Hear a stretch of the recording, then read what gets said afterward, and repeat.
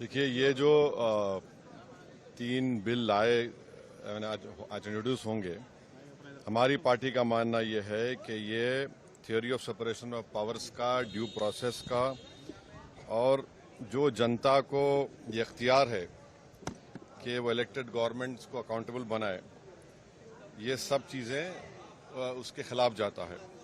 Separation of powers आप देख लीजिए कि एग्जीक्यूटिव एजेंसीज को फ्री रन मिल जाएगा कि वो खुद जज, जूरी और एग्जीक्यूशनर हो जाएंगे, और मुख्यमंत्री को हटाना है तो असेंबली में हटाते हैं। अब आप मेरे को ये बताइए कि BNSS में इतने ऐसे सेक्शंस हैं कि किसी को भी आप एक सेक्शन लगा दीजिए 5 साल के ऊपर का, तो लाजमी है वो 30 दिन के अंदर, 30 अंदर BNS में यह है कि 90 डेज तक पुलिस कस्टडी ले सकती है। तो ये मेरे ख्याल से ये 1930 का गेस्टापो मूवमेंट हम भारत में देख रहे हैं कि जिस तरह वहां जर्मनी, उस वक्त के जर्मनी में गेस्टापो को बनाकर एक पुलिस स्टेट बना दिया गया। अब चीफ मिनिस्टर अकाउंटेबल नहीं होगा जनता को, बल्कि चीफ मिनिस्टर अकाउंटेबल होगा इन्वेस्टिगेटिंग एजेंसीज को।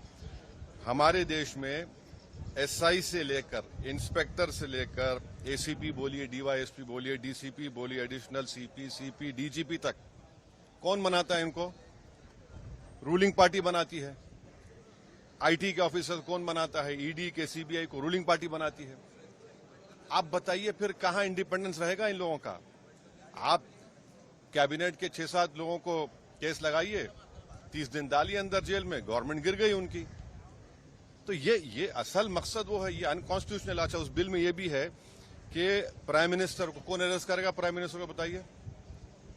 और प्राइम मिनिस्टर, ये उसमें उस बिल में कह रहे हैं, प्राइम मिनिस्टर के बिल में कह रहे हैं कि प्रेसिडेंट करेगा। अरे भाई, संविधान में हमने लिख दिया कि the president will act on the aid and advice of the council of ministers. ये उसका कॉन्ट्रडिक्शन। दूसरा, गवर्नर को आप इख्तियार दे रहे हैं, गवर्नर आप अपॉइंट करते हैं। तो ऑल इन ऑल ये हमारी डेमोक्रेसी के लिए, ड्यू प्रोसेस के लिए, बल्कि भारत को एक पुलिस स्टेट बनाने का काम बीजेपी सरकार करना चाहती है इन तीनों बिलों के जरिए, जिसकी हम पुरजोर इसकी मुखालिफत करेंगे।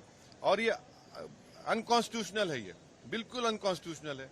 आप हर चीज आपके हाथ में, सेंट्रलाइज आप अपने हाथ में कर रहे हैं।